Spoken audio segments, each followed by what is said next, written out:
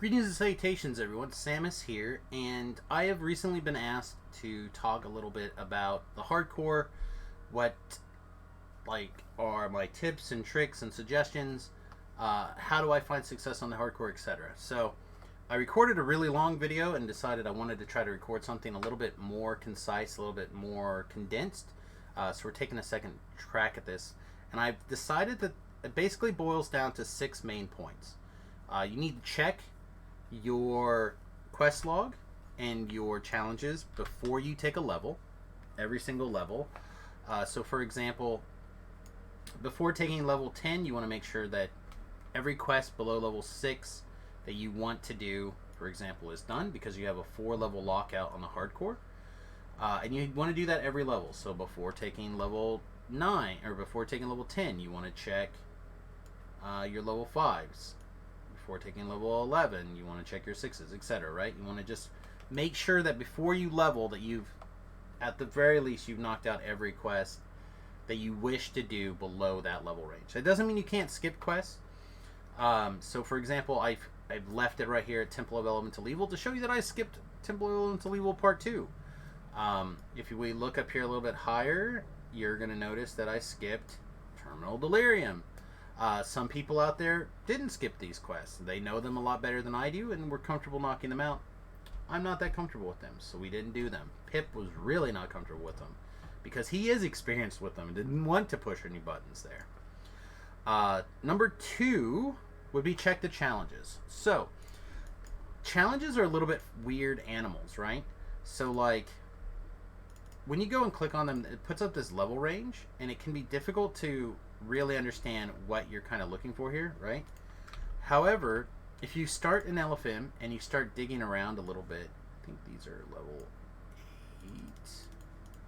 8. If you start looking around in here, you're going to see,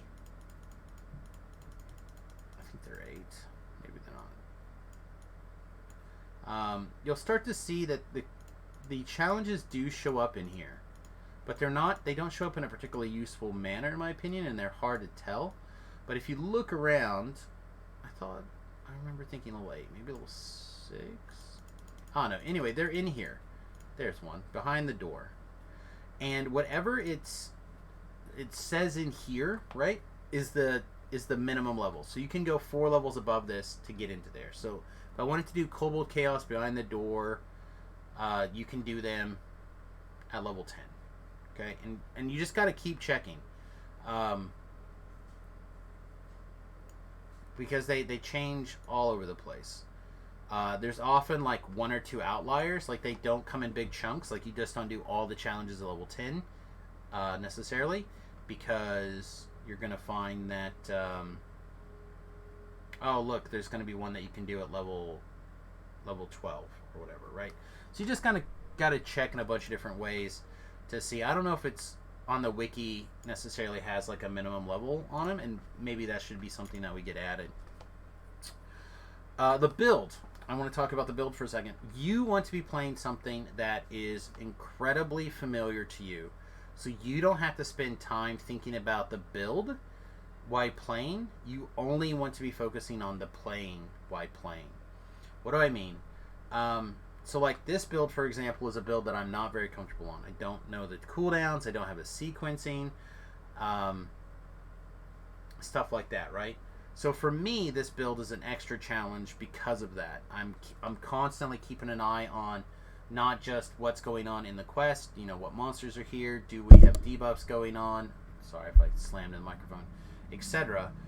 I spend a little bit of extra time worrying about my timers, worrying about, okay, do I need to be hitting this intimidate button? Do I need to hit this intimidate button? And you'll notice often, if you watch my gameplay on the live streams, you'll notice that I often end up in a situation where I want to intim, but both of my intims are on cooldown, and that is because I'm not timing those intims very well. And that's a thing on me, and that is a build performance issue on me. If you're comfortable with a build like this, then by all means, play one. But I would recommend that you get the build that you're the absolute most comfortable with, so you can take all of that mental tracking out of the equation and only focus on the gameplay. Okay. Part 2 of builds.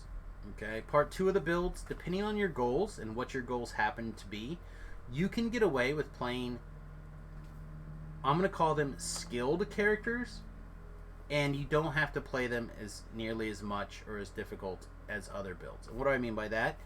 Specifically, I feel like on this particular season of the hardcore, trappers are not surviving past level 14 that much. Like, the survival rate past level 14 of your average trapper seems lower this season than seasons past. So somebody out there who is on a rogue or another kind of trapper can typically take an extra cautious roll and kind of just move forward in the quest to do traps and things. So, for example, I joked about it on the forums. Man, my nose is real itchy all of a sudden. Sorry. I joked about on the forums that you can essentially frolic in the corner as long as you have the traps clear, or move up to do the traps when I'm ready to do them. That's how in demand trappers are, is that people are basically bending over backwards to do that. If you're a skilled trapper, or a great trapper, please play a trapper. You can essentially do what I did, and I just joined groups on my trapper and just powered level through from level 1 to 20, and is very, very easy because, again, everybody will take the trapper. They didn't care that I wasn't contributing that much DPS or my kill count was super low or my, any of those things. None of that mattered as long as they were able to navigate safely through the traps, and if they were able to get a trap bonus. That's all that mattered. And I think that mindset's pretty real. It's very real. What's next here? Goals. Setting your goals. You want to have reasonable goals planned, but you want them to also be a little bit challenging, but not insane. So what do I mean by that? 1750, pretty easy to do. I think you could, if that was your only goal, 1750 and maybe say level 20, you could do that on hard, right? Just do the quest on hard and you should be able to navigate up there pretty easily. Or if you're a trapper, you can do them on elite, navigate up there pretty easily. I don't want to use any dangerous language, but essentially you can go frolic in the corner and take care of the traps, as I mentioned before. But those are easy goals to accomplish. 5K, that's a little bit more difficult. You can't skip as many quests.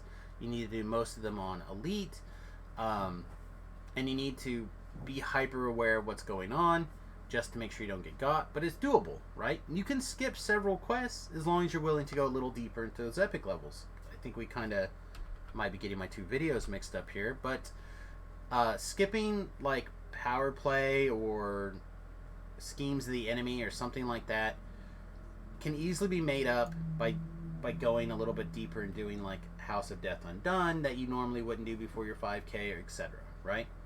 So again, if your goal is 5,000, that's 5,000 over the life of the character. You get a lot of wiggle room in there.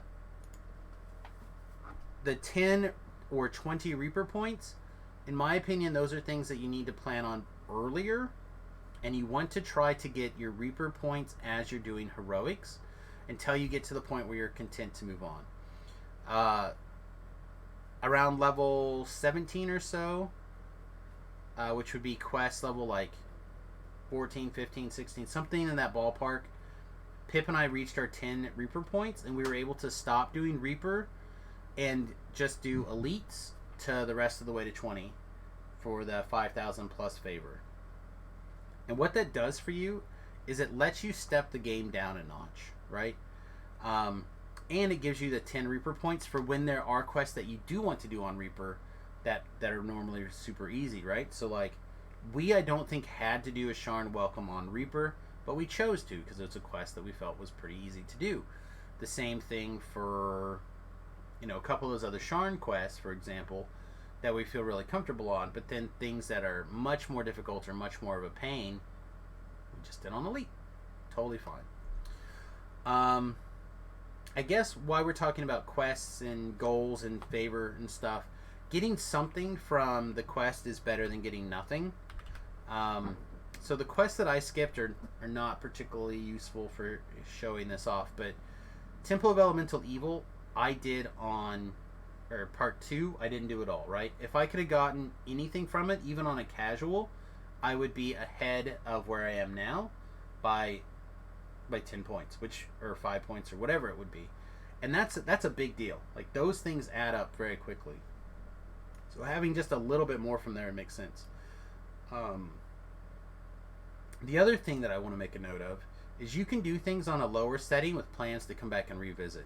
So, for example, we did Devil Assault at level 10 on hard to get the, like, 8 favor out of it, or whatever it is, 7 favor, whatever, I don't know.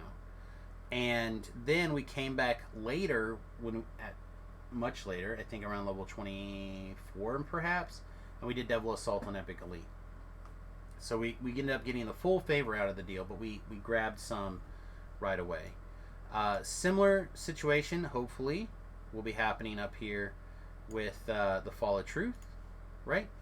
We got something out of it now, and hopefully we'll be able to upgrade it and get something a little bit bigger out of it later. Same thing with the Lord of Blades. I couldn't get a group together. Pip and I tried, and so instead we just went and did it, the two of us, on normal, and moved on. We grabbed that 7 favor and called it a win. Bam. But those are the kind of things that I'm talking about, right? Like, you don't have to go crazy, but kind of, don't be too afraid to grab at least something out of a quest that even you're like, oh man, I really don't like this quest, it's really terrifying to me, like a pit run, right, or something like that. Just feel free to go in on a lower setting and be a little easier. Or maybe, if you're joining a group, let people know before you step in, like, hey, I'm not as comfortable with this quest, I'd like to take more of a piking / observer role and kind of be a little bit more stay back or whatever. And I feel like most people would be like, yeah, we get you, we need you to help with this or that or the other thing. People will tend to work with you, so don't be too afraid. I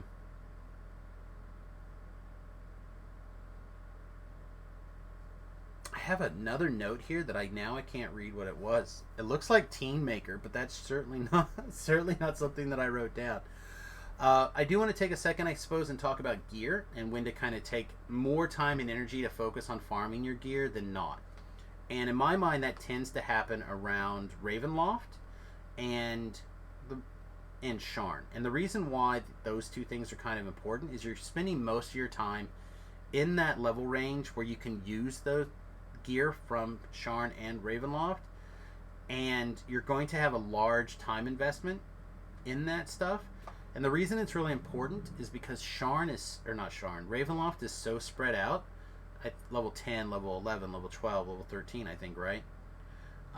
Maybe not level 13.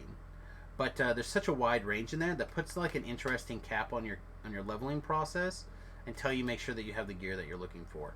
So, like, you can't level out of 14 until you have the Sharn or the Ravenloft stuff that you want. And the reason that's important is because you're still quite a ways from getting into Sharn, unless you already have like a big brother type person on your account who's already like power level to 20 and is farming stuff out of Sharn for you along the way.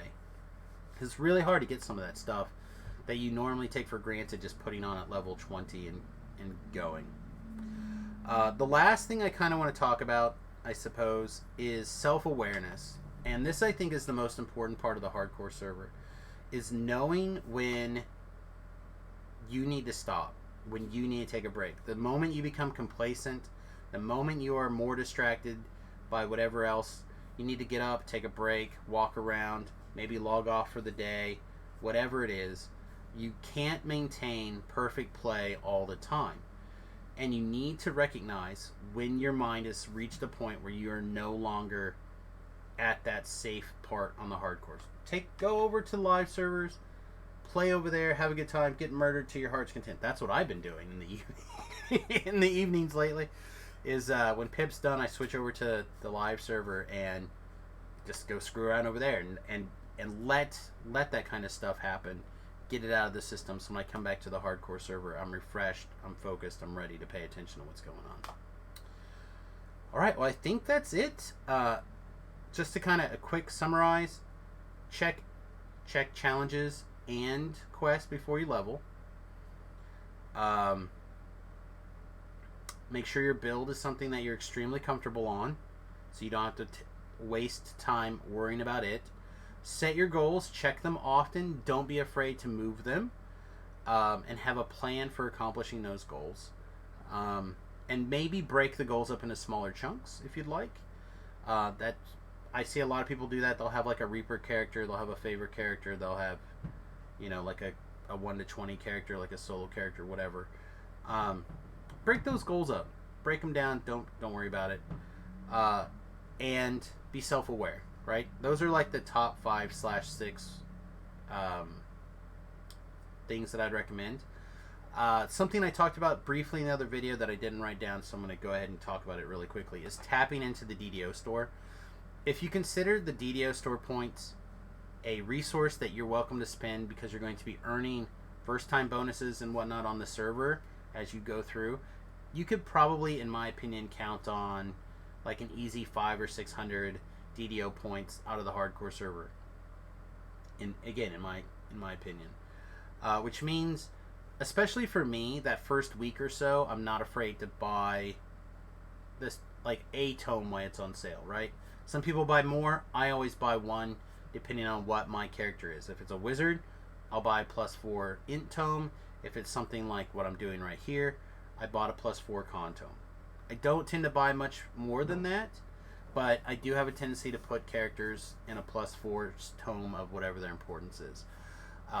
The other thing that's kind of a similar line that you don't necessarily have to tap into the DDO store for, but the potions from the Remnants, the Remnant potions.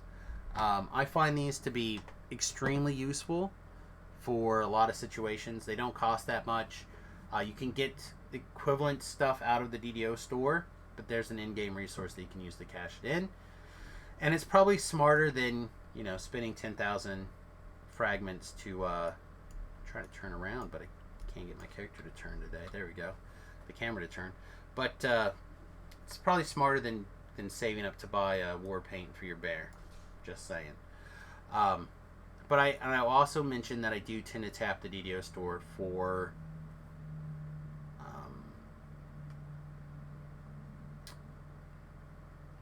augments. Thank you, brain. For like augments, especially like fortification augments, like regular weapon damage augments, like this is 66 fire, this is 66 whatever. I'm not afraid to go ahead and cash in for like a couple of those things just to make things a little easier. Also, if you have pre-order purchases or you want to catch pots while they're on sale, believe it or not, I am not opposed to doing that kind of stuff for the experience pots, especially if you're trying to also get Reaper points along the way. When there's a high density of quests that you're really comfortable with for Reaper points, and you can get like a whole slew of Reaper points in 2 hours or 3 hours or whatever it is, it's a lot of gas. Especially if you have those pre-purchase items that you can tap into. I'm not afraid to use them. But sooner or later those things are on sale. I'll also mention that you can do it without it, but I tapped into rerolls a lot with the shards. Way more than I have any right to. I probably spent $60 maybe on shards this year, which is way more than I've ever spent before. Like way more. And I think a lot of that has to do with the build that I'm on. Chasing things that I normally wouldn't build for, and things that I just don't feel as comfortable having to repeat the quest on, as opposed to like some of the, like some of the arcane lives where it's a little easier to, I think, to get some of that stuff. All right, well, those are the tips and tricks. I hope this helps. The people who asked specifically on my YouTube videos and stuff to make this video, I hope this helps. If there's a specific question I can answer for you, leave it in the comments. Throw a tweet at me, whatever. you know, hit me through Discord, whatever it is. I'll do my best to try to help you out in whatever way I can, and especially with free tips and advice, that's easy. That's easy. Running my mouth is something I can do to help. Getting you through the quest from A to Z, we'll see. All right, everybody. Good luck. Hope this helps out with your hardcore season 4 and other future hardcores in general.